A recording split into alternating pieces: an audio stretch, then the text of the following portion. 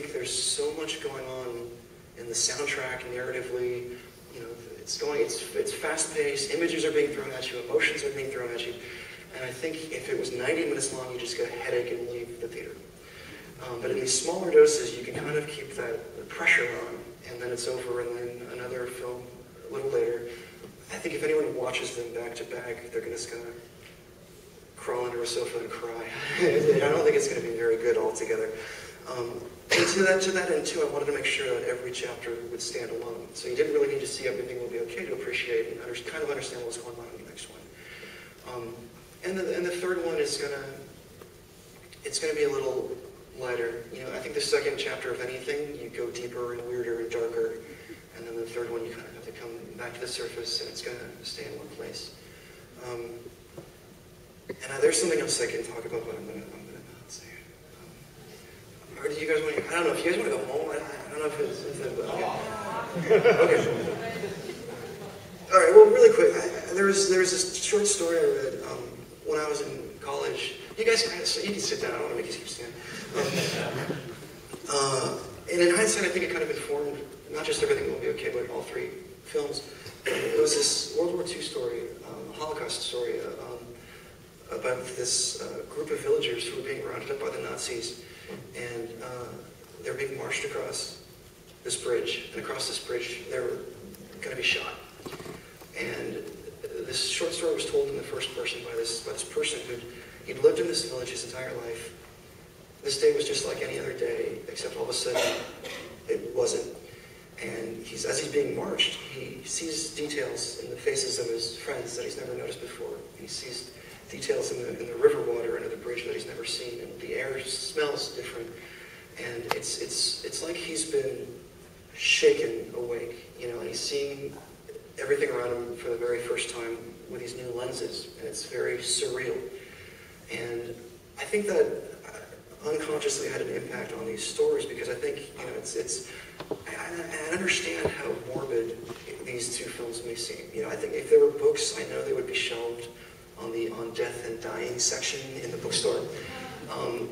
But I think there's something to that. You know, I think it's not until something really bad happens, like a diagnosis, or Nazis invading your village, or an accident, or the death of a loved one, that you're shaken.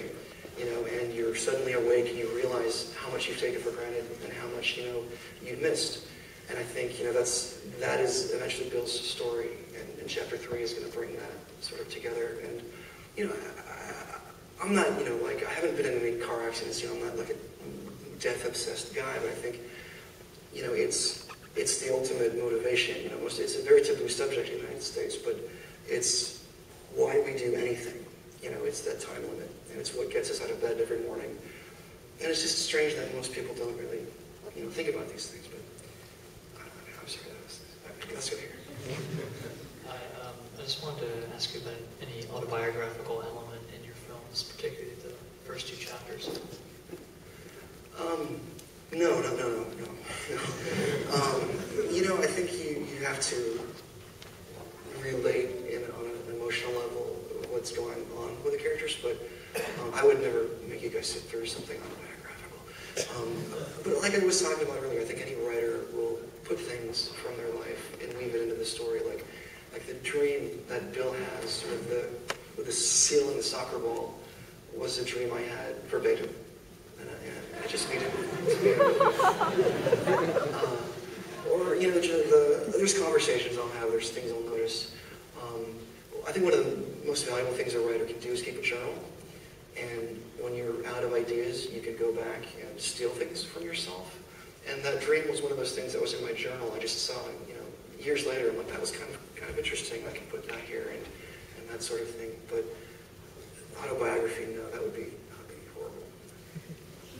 Are you guys want to do one more, and then we can all go drink? Sir? I just wanted to, first of all, I wanted to just say something.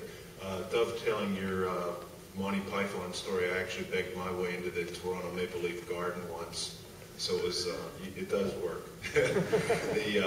The other thing is I used you, there was an article written about you in the New York Times about, if you remember that, about the traditional animators. Or animators not using computers. Was that you? No, that wasn't me who wrote it. Oh, okay. But I used it in my thesis because I wrote a thesis about, digital versus traditional, and the fact that everybody has been giving it up, and that, you've stuck with it by using film and shooting on film. I guess from an animator's point of view, my question then would be, how did you come up with the concept of wanting to use the stick figure, as your main character? Because it's, we would probably all dream of wanting to use something so simple, and you've been lucky enough to, make many of these people, or me myself as well, to, you've entertained people with the stick figure. It's pretty amazing. So what made you, come up with that as a character? Thanks. That's pretty much it. Thanks. It's really just the way I draw. I'm not a Cal Arts kid. And I think also that if you try to imagine something like Everything Will Be Okay, done with photoreal computer graphics, I think it'd just be intolerable. Like we were saying, like there's so much going on in the soundtrack. The screen is split up. There's things being thrown at you. You need to let the audience breathe a little bit. And I think that's where the minimal characters come into play. Like, I think you can project yourself into a simpler character a little easier. I think, like Charlie Brown is just a circle with 2 dots. But, millions of people empathize deeply with this character. And I think some artists would say you need to leave room in the frame for the audience to dream. And I think there's some truth to that. I think if Everything Will Be Okay was this, shiny, 3D graphic-y thing, I think you would just be watching me writhe around up there on the screen with myself. And I'd sort of elbow you out of the movie. And I think, it can be more difficult, too, to work with it, because Bill is the most simple character I've worked with, even for someone who draws stick figures.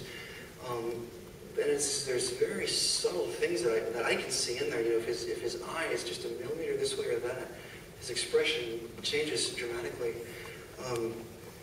But it's just it's whatever serves the movie. If there was something that would be better done in live action or CG or something, I would do that. There was a TV project I had been developing that would probably need to be a little more digital. It just makes sense for the story. But just to close on the subject of the computers and digital, there's just so much, there's this animosity you read about all the time. When you go to blogs and magazines, it's always about technology and computers versus film, 2D versus 3D, and this weird, cage match. Like there can be only one. And I don't understand that. We've got 100 years of film technology to play with, and I just don't see why we would want to throw any toys away. All of that is forced upon the artists by these corporations who are pushing the new technologies and the new toys. And it's just sad that this camera I have that was built in the 1940s, it's one of the last ones of its kind that's functioning. I mean, you could have driven down the street in Burbank 10 years ago and just picked one up off the curb. And there's nothing wrong with the computer process either. It's just a different format. When I was growing up, I'm old enough to remember the Star Wars movies, the original trilogy in the theaters. And I remember walking out of those theaters just going, along with everybody else, just like, wow, how do they do that? And I studied ILM and cloud tanks and armatures, blue screen, and all these optical effects that I'm still kind of playing with. And the new trilogy that came out, the effects are still pretty cool, but I don't remember anybody saying wow anymore. And I think there's this weird perception now in the general public that they just used a computer. As if there's a make art button on a computer. Computer animators don't do anything, I don't think, because nobody knows how computers work. And I think computer animators just get the short end of this stick 9 times out of 10, because it's just, it's just this digital magical fairies in this glowing box that does it all for you. It's true. But again, it's just whatever best serves your purpose, and it's just kind of sad that, if a student wants to try 16 millimeter, they can't. And there it is. That's kind of a bummer to end the evening on. But thank you very much for checking this out today.